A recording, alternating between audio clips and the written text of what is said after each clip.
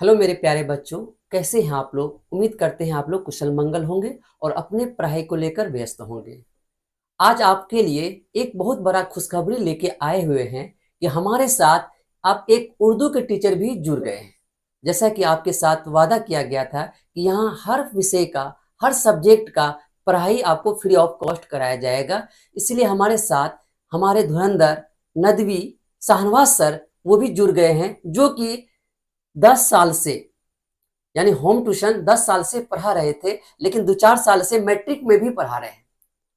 2-4 साल से मैट्रिक में भी पढ़ा रहे हैं, जो इसके रिजल्ट बहुत अच्छे हुए आए हुए हैं। 95, 96, 97 इस तरह का इसका रिजल्ट आया हुआ है। इसलिए हम इनसे संपर्क किए कि आइए मेरे साथ जुड़िए ऑनलाइन क्लास में, क्योंकि आप ऑफलाइन से बेहतर होगा ऑनलाइन, क्योंकि यहाँ पे आपका भविष्य है और अब बच्चों को भी अच्छे अच्छे टीचर से भी मुलाकात हो जाएगी। इसलिए हम इसके रिक्वेस्ट करने पर मेरे साथ ये फैसला बिहार बोर्ड फैमिली के साथ जुड़े हैं। इसलिए आप इनके साथ पढ़िए और आपको अपने सिलेबस के बारे में बताएंगे कि उर्दू में क्या क्या सिलेबस है, क्या क्या मतलब कौन सा बुक पढ़ा जाएगा, कौन सा बुक है ना में कितना नंबर पूछा जाएगा, किस बुक में है ना ज्यादा नंबर पूछा जाएगा। ये सारी बातें आपको अभी शाहनवाज सर आपको ने है ना उर्दू के सिलेबस में बताएंगे। चलिए हम देते हैं हम शाहनवाज सर को, जो आपको हम बताएंगे कि उर्दू में क्या क्या सिलेबस है, कितने नंबर में पूछा जाएगा, है ना किसमें ज्यादा ध्यान देना है। तो आप देते हैं शाहनवाज सर को और शाहनवाज सर आपको बताएंगे। लिए शाहनवाज सर, आप बच्चों को बताइए। मैं सबसे पहले रहमान सर का शुक्रिया अदा करता हूं कि रहमान सर ने मुझे टेस्ला बिहार बोर्ड टीम का एक सदस्य चुना।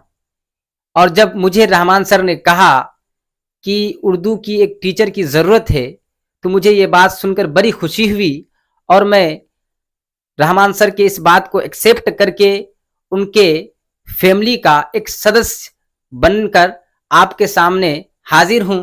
तो आज हम लोग बात करेंगे बिहार बोर्ड के एक सब्जेक्ट उर्दू जो 100 नंबर का पूछा जाता है, उस सब्जेक्ट का जो सिलेबस है, रोशनी किताब है, दरख्शां किताब है, इसी तरह जो है उर्दू कवायद है, ये तीनों चीज़ों के बारे में जो हमारी सिलेबस है बिहार बोर्ड जो तैयार करती है, जिसका हमें एग्ज़ाम देना होता है और 100 मार्क्स उठाना पड़ता है। तो आइए हम चलते हैं आज ये तीनों चीज़ों की तरफ और ये तीनों चीज़ों का सिलेबस के बारे में हम जानकारी लेते हैं। रहमान सर आपके साथ और हमारी पूरी टीम भी आपके साथ, बस आप इसी तरह बनकर रहें और जुड़े रहें इंशाल्लाह। तब लिए आप क्लास, ठीक सर, ठीक। चलिए आपको पेन है और क्लास लिए। ठीक सर, शुक्रिया। बच्चों को ध्यान दीजिए। हेलो स्टूडेंट्स और मेरे प्यारे बच्चों, मैं उम्मीद करता हूं कि आप खैर व आफियत से होंगे, मस्त और स्वस्थ होंगे। तो आइए हम करते हैं आगाज़ 10th क्लास उर्दू की शुरुआत टेस्ला बिहार बोर्ड के साथ। और आप हमारे साथ और हमारी पूरी टीम आपके साथ सब मिलजुल कर कदम बढ़ाते हैं एक साथ सफ़र का आगाज़ इस शेर के साथ कि सफ़र में धूप तो होगी जो तुम चल सको तो चलो, सफ़र में धूप तो होगी जो तुम चल सको तो चलो, सभी हैं भीड़ में यहाँ जो तुम भी निकल सको तो चलो। किसी के वास्ते राहें कहाँ बदलती है, किसी के वास्ते राहें कहाँ बदलती है, जो तुम खुद को बदल सको तो चलो। तो मैं आपके सामने MD Shahnawaz 10th class Urdu का सिलेबस लेकर हाजिर हूँ। आज हम जानते हैं कि हमारा उर्दू सिलेबस में कौन कौन सी चीज़ें हैं और हमें क्या क्या पढ़ने की आवश्यकता है। हमारी जो बिहार बोर्ड है जो 10th का एग्ज़ाम लेती है, वो 5 सिलेबस को तैयार किया है, जिनमें से एक उर्दू है जो 100 नंबर का पूछा जाता है। आज हम डिस्कस करेंगे उर्दू के सिलेबस के बारे में। आइए हम देखते हैं कि हमारी सिलेबस में क्या क्या है। सबसे पहले बच्चों आप ये देखें, class 10th new batch for session 2025 से 26 क्लास 10th उर्दू सिलेबस के बारे में आज हम डिस्कस करेंगे कि हमारा सिलेबस क्या क्या है। मेरे प्यारे बच्चों, उर्दू जो है वो 100 नंबर का है। कितने मार्क्स का है? 100 मार्क्स का है। और उसको हम डिवाइड करते हैं 100 मार्क्स को किसमें किसमें, एक उर्दू बुक में और एक कवायद में, और जो है ये उर्दू बुक में जो किताबें आ जाती है, दरक्षा आती है और दूसरी रोशनी आती है। तो सबसे पहले हम जानते हैं कि उर्दू बुक जो है, उर्दू किताब है, उससे लगभग कितना क्वेश्चन आता है या कितना नंबर पूछा जाता है। इससे जो नंबर है वो टोटल नंबर मान लीजिए आप 80 और ग्रामर से मान लीजिए आप 20, ये कुल मिलाकर 100 नंबर हुए।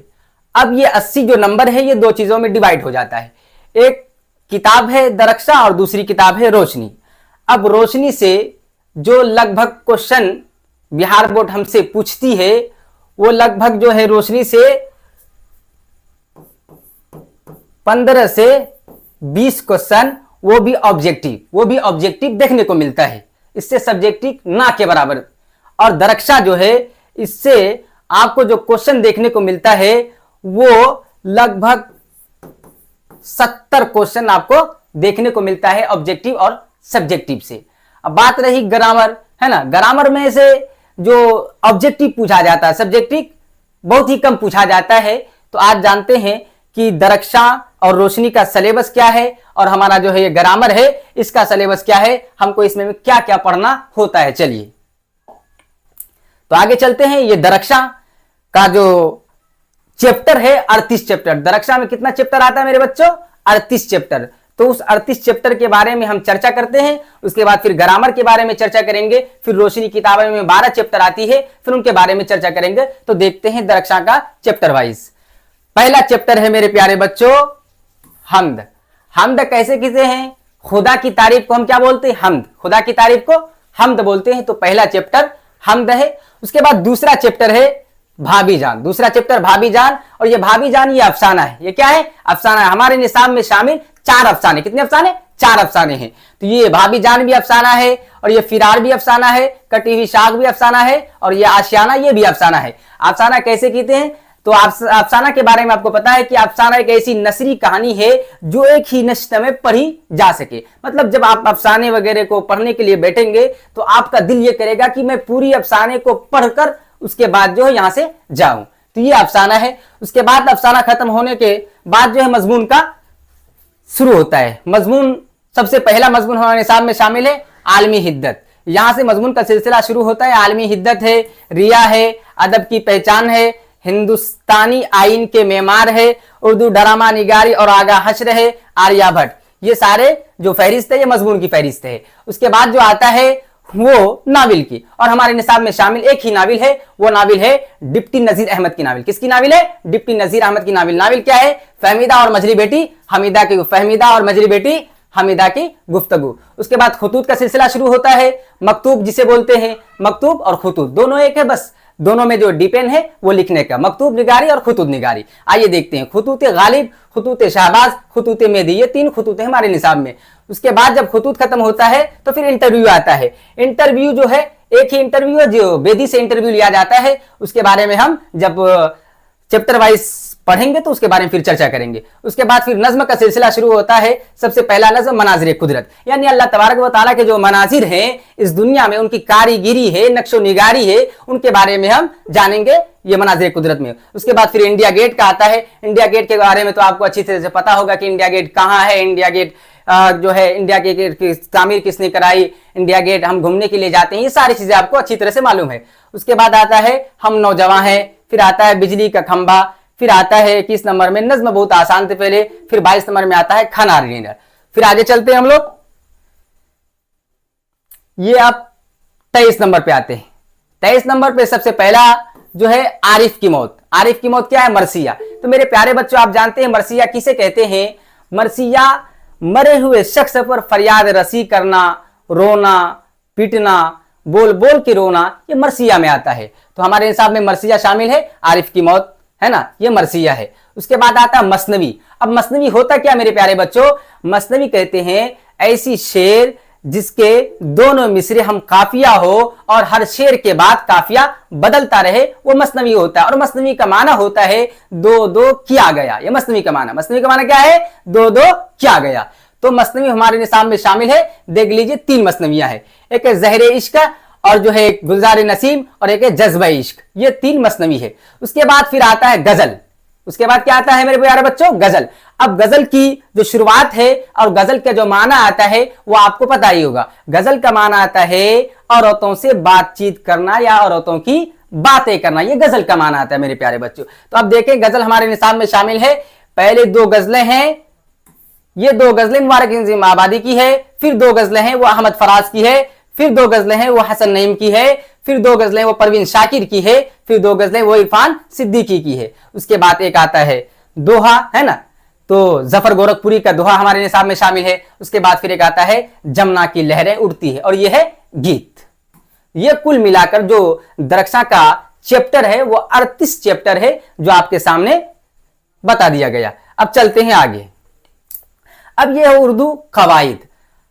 उर्दू कवायद का हमारे लिए जानना बहुत ही आवश्यक है, क्योंकि अगर हम उर्दू कवायद नहीं जानते हैं तो हम, अगर उर्दू हमारा सब्जेक्ट है बिहार बोर्ड 10th क्लास में, 12th में, फिर आगे बीए करेंगे आप, फिर पीजी करेंगे, फिर आगे और जो पढ़ना है उसमें जो है उर्दू सब्जेक्ट के साथ हमें ग्रामर पढ़ने की जरूरत पड़ती है। इस वजह से ग्रामर का जानना, उर्दू कवायद का जानना हमारे लिए बहुत ही जरूरी होता है। तो आइए जानते हैं उर्दू कवायद, क्योंकि उर्दू कवायद हमारे जीवन से भी मिलजुल खाता है। जब आप एक दूसरे से बात करते हैं तो हमें कैसे बात करनी है, मुज़क्कर मुअन्नस का जो है इस्तेमाल सही तौर पर करना है, किस लफ्ज़ का इस्तेमाल करना है, कहाँ पे जुमले का इस्तेमाल करना है, ये सारी चीज़ें हम उर्दू कवायद यानी उर्दू ग्रामर से सीखते हैं। तो आइए जानते हैं। सबसे पहले आपको पढ़ना होता है हुरूफ। हुरूफ को जानना हमारे लिए जरूरी क्यों होता है? क्योंकि आपको पता होना चाहिए उर्दू में हुरूफ तहज्जी की तादाद, उर्दू में हुरूफ तहज्जी की तादाद, उर्दू में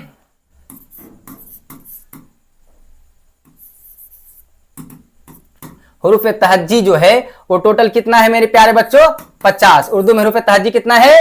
50। अब ये 50 में से जो 35 हुरूफ हैं वो मुफरद, मुफरद का माना होता है अलग अलग किया गया। तो इसमें से 35 हुरूफ क्या है मेरे प्यारे बच्चों? ये 35 हुरूफ जो है आपका ये मुफरद है। क्या है? मुफरद। और फिर 15 हुरूफ आता है। कितने आते हैं? 15। ये 15 जो है आपका क्या होता है? मुरक्कब। ये 15 क्या होता है? मुरक्कब। तो गोया कि उर्दू में हुरूफ तहज्जी की तादाद 50, 35 मुफरद और 15 मुरक्कब, ये कुल मिलाकर 50 हुरूफ तहज्जी में उर्दू में आते हैं।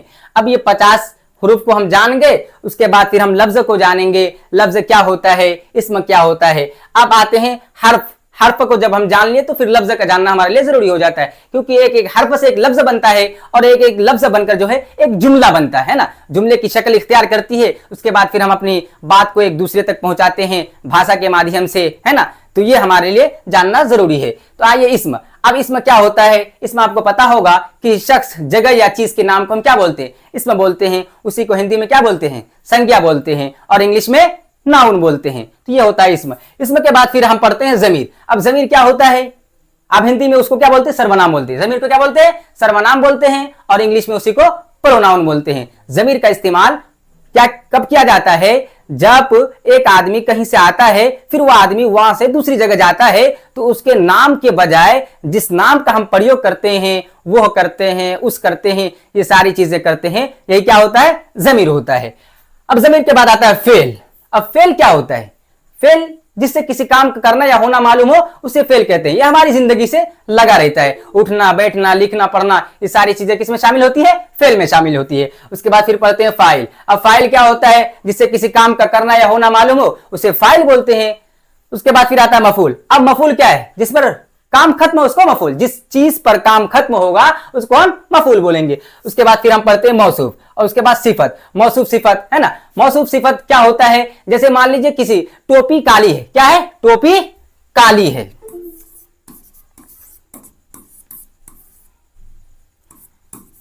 क्या है? टोपी काली है। अब टोपी काली में है, ये टोपी क्या बन जाएगी? ये टोपी जो आपकी मौसूफ बन जाएगी। ये टोपी क्या बन जाएगी आपकी? ये टोपी आपकी मौसूफ बन जाएगी। टोपी क्या बन जाएगी आपकी? टोपी आपकी जो है मौसूफ बन जाएगी। क्या बन जाएगी? मौसूफ। और ये काली जो है मेरे प्यारे बच्चों, ये काली सिफत बन जाएगी। काली क्या बन जाएगी? सिफत बन जाएगी। तो मौसूफ सिफत, मौसूफ जिसके बारे में बोला जाए वो मौसूफ, और जो चीज उसके बारे में बोला जाए वो सिफत के अंदर आता है। तो ये हुआ मौसूफ सिफत। जैसे टोपी काली है, टोपी क्या हो गया? मौसूफ, और काली क्या हो गया? सिफत। उसके बाद फिर हम पढ़ते हैं जुमला, है ना। अब जुमला क्या होता है, एक एक लफ्ज से क्या है, एक एक हर्फ से एक लफ्ज बनता है, लफ्ज से जुमला बनता है। अब जुमला क्या, जब हम कोई चीज बोलते हैं तो एक जुमले के माध्यम से, एक सेंटेंस के माध्यम से, एक वाक्य के माध्यम से बोलते हैं, है ना। उसके बाद फिर हम जिन्स पढ़ेंगे। अब जिन्स में होता क्या, जेंडर। जेंडर क्या होता है, मेल होगा, फीमेल होगा, और क्या मुअन्नस होगा, मुजक्कर होगा। तो जेंडर में, जेंडर जिन्स में यही सारी चीजें आती है, जैसे मुजक्कर आ जाता है और क्या आ जाता है, मुअन्नस, मुजक्कर और मुअन्नस, ये सारी चीजें किसमें आती है, जिन्स में आती है। उसके बाद फिर हम वाहिद जमा पढ़ते हैं, है ना। वाहिद एक चीज को, जमा एक से ज्यादा हो तो उसको क्या बोलते हैं, जमा बोलते हैं।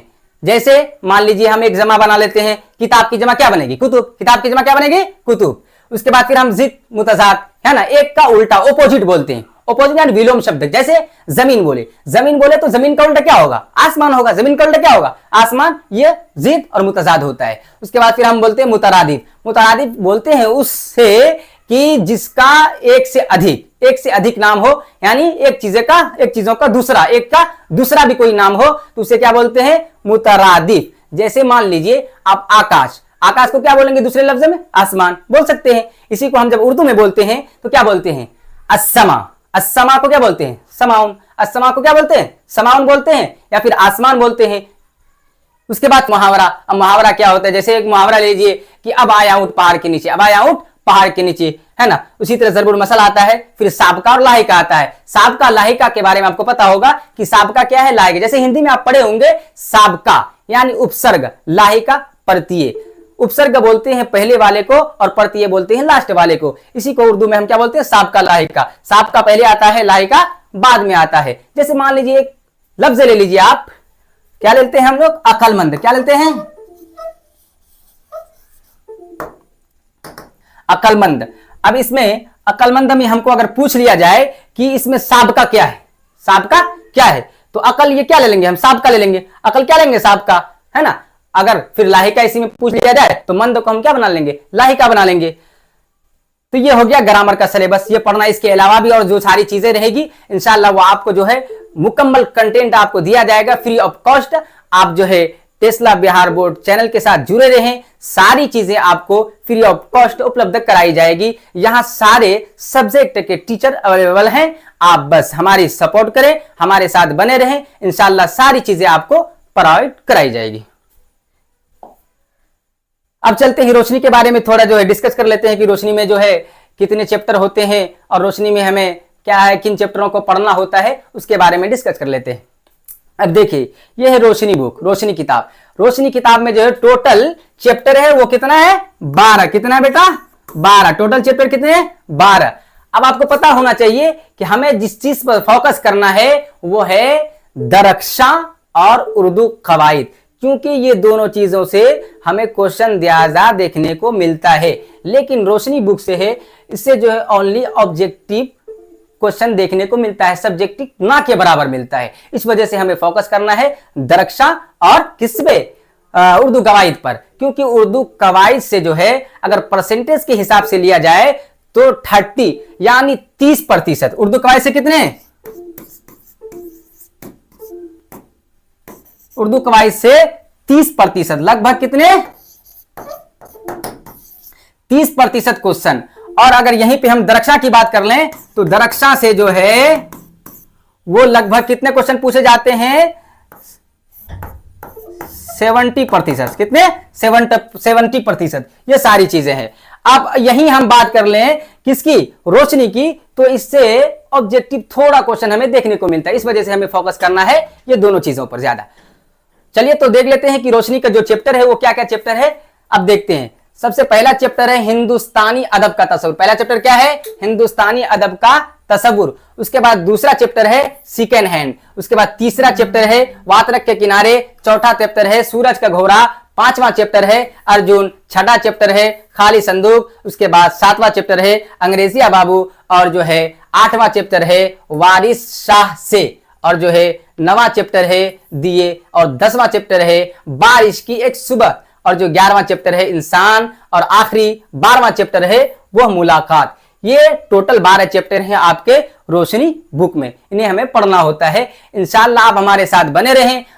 चैप्टर वाइज चैप्टर सारे क्या है कि चैप्टर को लेकर आएंगे और आपको जो है सब्जेक्टिव बताया जाएगा, ऑब्जेक्टिव बताया जाएगा, दोनों चीजें आपको लिखाई जाएगी। और साथ ही साथ जिस दिन चैप्टर की शुरुआत होगी पहले उस दिन आपको चैप्टर का खुलासा बता दिया जाएगा कि उसके बाद फिर आपको सब्जेक्टिव और ऑब्जेक्टिव कराया जाएगा। तो मैं उम्मीद करता हूं कि आपको सारी बातें समझ में आई होंगी। आप इसी तरह हमारे साथ बने रहें और हमारे चैनल को जो है सपोर्ट करें। इंशाअल्लाह यहाँ फ्री ऑफ कॉस्ट सारे सब्जेक्ट के सारे टीचर मौजूद हैं, आपको सब चीजें आसानी से मिल जाएंगी। बस मैं कोशिश करता हूं और उम्मीद भी करता हूं आपसे कि आप इसी तरह जो है हमारा सपोर्ट करेंगे और हमारे चैनल को जो है सपोर्ट करके आगे बढ़ाने का काम करेंगे। तो आइए मैं अगले दिन जो आपके सामने आऊंगा वो पहला चैप्टर खुदाए हम्द, खुदाए अज़्ज़ व जल्ल को लेकर आऊंगा। उसका जो है सारांश यानी खुलासा बयान करूंगा, उसका सब्जेक्टिव ऑब्जेक्टिव सारी चीजें आपको दूंगा। तो मैं उम्मीद करता हूं कि आपको क्लास अच्छा लगा होगा।